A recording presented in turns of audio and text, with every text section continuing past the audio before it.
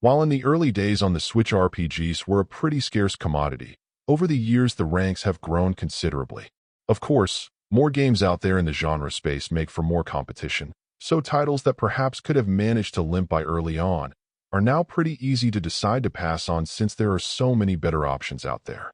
While the Song of Trees may have a very old-school sensibility to it that could appeal to more vintage gamers like myself, its lack of any particular feature that helps it to stand out, aside from it looking old, really does it no favors.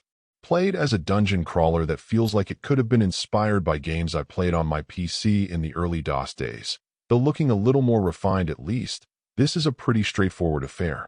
You'll be able to spend some time putting together your party, looking to get a variety of classes with different strengths to help you survive a sustained campaign, and then go off in search of adventure.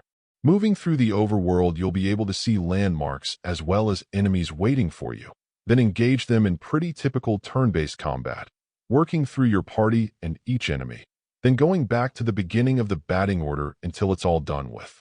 While I do appreciate the fact that this very clearly and reverently honors the classic dungeon crawler from the past, my issue is that beyond accomplishing that specifically it appears to have little ambition.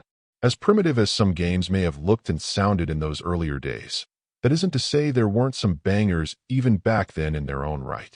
In particular, the Bard's Tale series comes to mind, not just offering up this style of play and look and feel, but also then going to great lengths to do some world building and keep you entertained with interesting characters and writing as well. By comparison, this is a wholly sterile affair, going through the classic motions, but offering little more than that. Granted, there aren't that many titles in this style within the Switch eShop, but there are enough to make it clear that this is, by comparison, a lesser effort. Overall, my final score for the game ended up being a 5.8.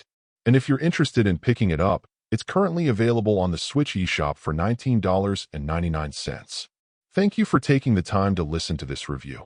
And if you'd like more information or ideas of indie games worth checking out on the Switch or the Switch 2, be sure to click on the link provided in the description. Until next time,